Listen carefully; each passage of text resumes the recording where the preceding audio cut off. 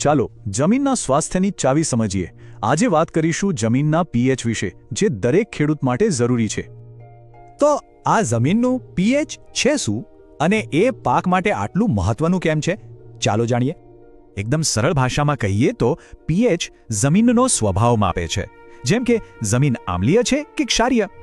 આમ જુઓ તો જમીન આ ત્રણમાંથી કોઈ એક અવસ્થામાં હોય છે: આમ્લીય, તટસ્થ અથવા તો ક્ષારીય.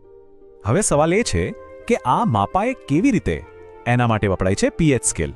ચાલો એને સમજીએ. આ સ્કેલ એકદમ સીધો છે, 0 થી 14 સુધીના આંકડાઓનો. બસ આટલું જ.